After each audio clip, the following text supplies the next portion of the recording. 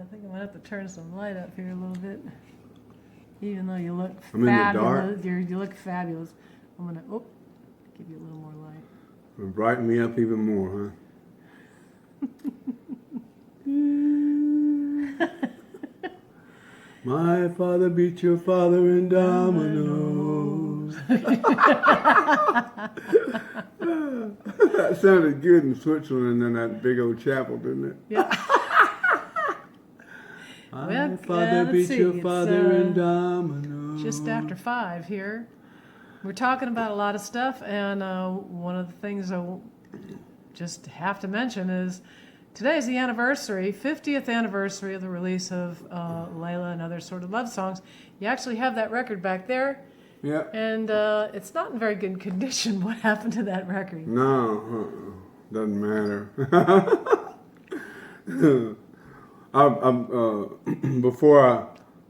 They gave me the first gold album, for the Layla thing.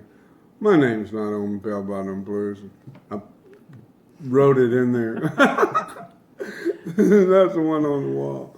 Okay. Yeah, I wrote it. I was pissed off about that for a long time. Almost 50 years. Not much of a fanfare happening over Layla. No. It came and went in a whisper. It'll probably take 7 or 8 years for fanfare for Layla. Yeah, right. Is there anything that you'd like to put out there for the world to know, or you want? Yeah, I guess. See, things are always changing in my life. They've always been. Nothing's in a small way, by no means. Everything is huge, and it's always a big surprise to me. Like suddenly painting. Well, all I'm doing is painting. The next thing you know, I've got a man who wants my art to make tapestries and fine carpets and rugs. It's going to be all over the world. I mean, out of the blue, I mean, once again, BW has, flat landed on those feet of mine, and they're not very big. And I was actually referring to the record, Layla, and the stories that have been swirling around. Is there anything that you would like people to know? This is going to be out there, and it's going to remain out there. So, is there anything that you'd like to say about the record? No. Got nothing to say. After 50 years, you got to be kidding. I hadn't been waiting on my phone to ring. I can tell you right now. You haven't been waiting 50 years either. No, hell no. If I'd have been, my waiting would have been in vain. But however, Eric did play with me on Jules Holland once, but I was doing that show with or without him. I booked that. That one was booked on my own. Touched on that in the last video. So. Yeah. But no, you know what? I'm proud of that. The Layla album. The live album is the one that I really love because it's so spontaneous. We didn't even know we were being recorded. Right. Well, when the record came out, were you happy about it? Were you guys elated? It was a great record, but nobody gave a shit. They didn't care at all. Well, can you explain why they didn't push the record? Because it wasn't Eric Clapton. He wanted it to that anonymity thing. I mean, that's all right if you're Eric Clapton, but if you're Jim Gordon, Carl Rudell, and Bobby Whitlock, it's not all right. Well, anyway, they went their ways, and I went ahead and started playing. So came back to America. What I was asking was, so the management decided that they didn't want that record going anywhere. Is that what that was? No, it wasn't accepted at all. A lot of the people were pissed off that he wasn't playing Cream music and everything. It wasn't accepted until, years after Duane Allman was dead. I mean, he was dead before we got back to England good, But it wasn't accepted, Eric went in seclusion, doing smack for 3 years, and I come on back to America and started playing honky tonks, and rock and roll places and stuff. So, but, I mean, you knew the record was out, right? Yeah, Did but you it ever- wasn't doing anything. Nobody really cared. It was great music. I knew it was, but the whole industry, everything had rolled on into something else. We were already into disco music. Yeah, they're already into disco music, which we helped finance. Thank you. Unfortunately, I apologize for my part in Saturday Night know, I Fever and like all some of that. Oh man, Well, yeah, well, it's true. The Dominoes. Stiggy started his RSO label and financed Saturday Night Fever with Derek and the Dominoes money. So that was my money too. We were all equals in Derek and the Dominoes. I wasn't a side man, even though they kind of act like I was a side man lately. There's hardly any mention of me at all. You'd have to be dead to be have them lay it out on the line. But I'm not. I'm seeing this thing through. I'm gonna outlive everybody just out of spite. Just.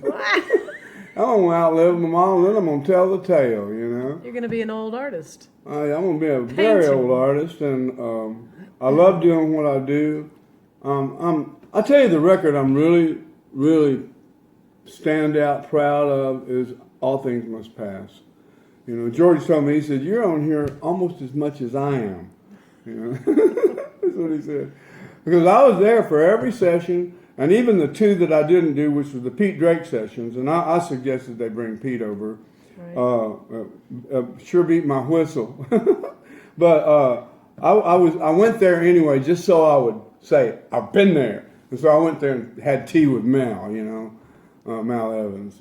And he was the Beatles roadie, a lovely man.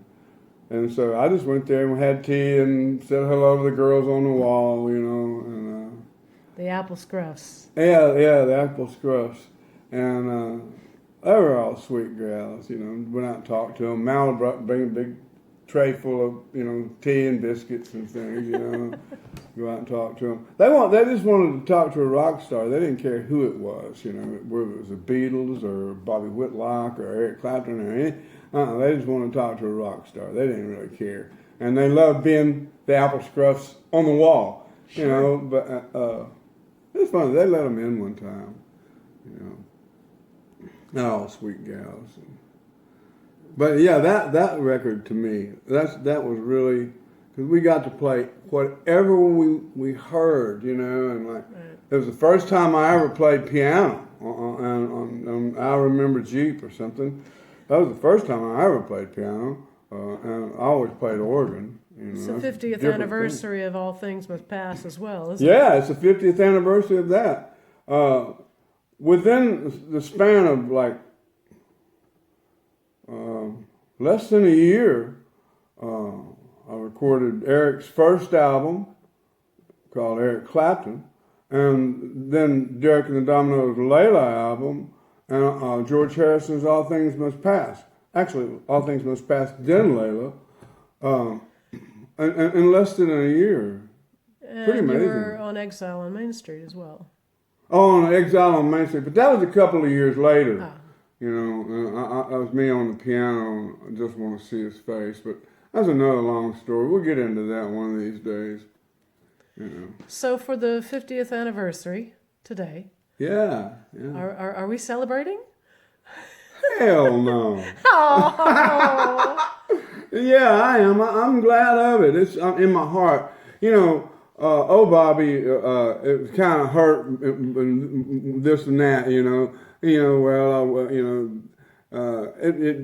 well, the record is coming out. Yeah, 50th and anniversary. the 50th anniversary box set or whatever Box it is set, right. coming out. I think that's on the 15th of this The month. 11th, I believe it is. The 11th? I believe it's the Anyway, 11th.